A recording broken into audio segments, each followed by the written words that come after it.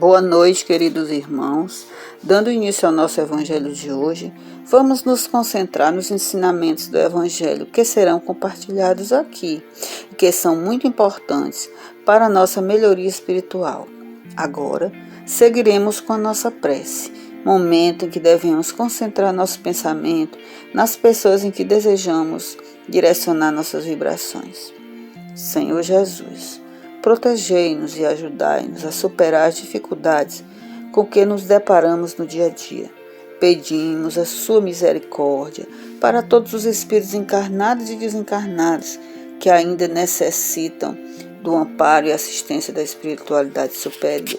Em especial, pedimos pelos suicidas, que suas bênçãos recaiam sobre todo o planeta nesse momento de dificuldades e dores, e também que recaiam como bálsamo de cura e de resignação sobre todas as pessoas que se encontram enfermas do corpo e da alma, em especial as que se encontram nos hospitais. E que as pessoas tenham todos os cuidados recomendados pela ciência, para que logo possamos sair desse período tão doloroso. Que o seu conforto acalente todos os que sofrem. Pedimos amparo nesse momento e que tuas bênçãos estejam sobre todos nós sempre. Que assim seja.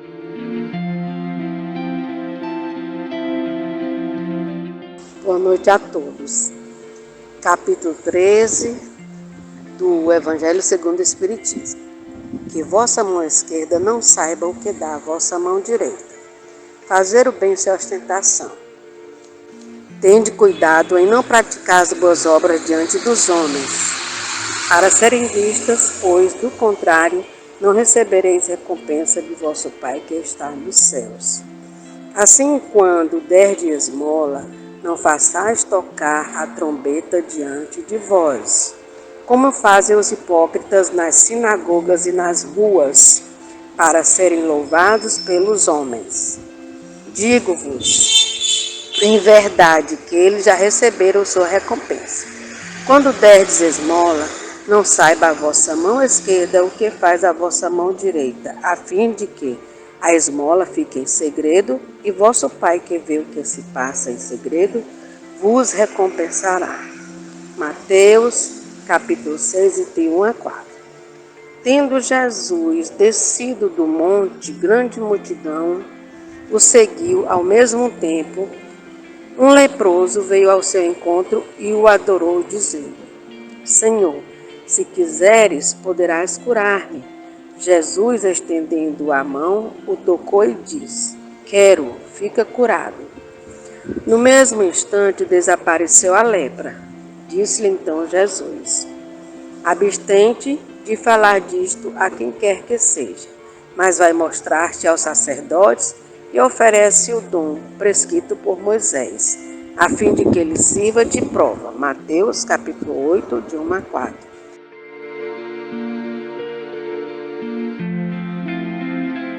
Vamos para o comentário do Evangelho de hoje, fazer o bem sem ostentação. Bom, meus irmãos, quando Jesus falou que saiba a vossa mão esquerda o que faz a direita, ele quis dizer para a gente que nós devemos fazer o bem pela satisfação de auxiliar o irmão necessitado e não como meio de chamar a atenção sobre nós mesmos. E Jesus, por que ele afirma que os que alardeiam a caridade praticada já receberam sua recompensa? Justamente, meus irmãos, porque quem age dessa forma faz movido por orgulho, por vaidade, a fim justamente de merecer os elogios das pessoas. E sendo esse o seu propósito, o reconhecimento público já lhe basta, né? Porque o seu orgulho já foi satisfeito. Então, a gente deve agir para auxiliar o nosso próximo, ajudando o nosso irmão discretamente, em segredo, cuidando em ocultar nosso gesto e dando graças a Deus pela oportunidade que nos concede de praticar a caridade. E o bem feito com ostentação, será que ele consegue auxiliar o necessitado? Bom, meus amigos, materialmente sim, né? É possível que sim. porém, moralmente, causa mais mal do que bem, uma vez que o beneficiado sente mais carência de solidariedade quando o humilhamos com nosso auxílio ruidoso. E nesta passagem, como é que Jesus nos ensina a fazer o bem sem ostentação? Atendendo de imediato à súplica do leproso, curando-o e recomendando-lhe que guardasse silêncio sobre o acontecido. E se o bem deve ficar oculto, por que Jesus mandou que o ex-leproso se apresentasse aos sacerdotes?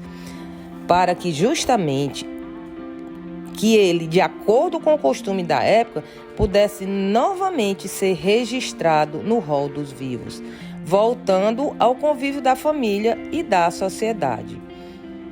Jesus, além de atender ao pedido do enfermo, curando-o, preocupou-se em reintegrá-lo, à vida familiar e social, das quais ele havia sido banido em razão da doença.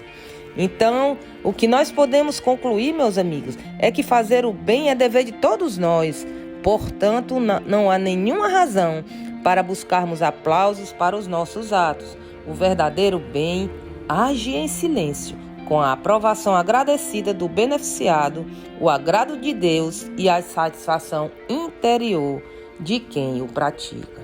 Então, que continuemos nessa batalha, nessa guerra contra fazer o bem sem ostentação, pois o bem deve ser feito sem alardear, sem precisar o mundo inteiro saber, pois basta tão somente o nosso Pai, que é o governador do universo, que está presenciando os nossos atos.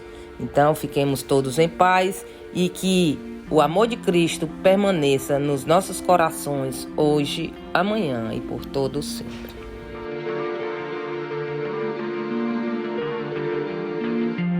Boa noite, meus irmãos, e que a paz do Senhor Jesus esteja com todos nós.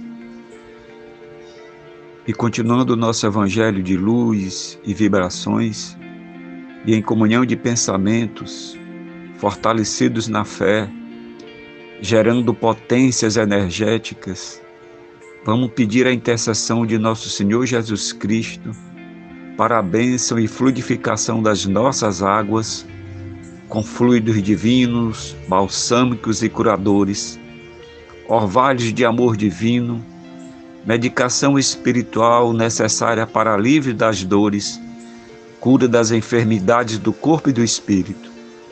Irmã água, água divina, fonte divina de saúde, restauração para todos que pedem aflitos ao sublime poder.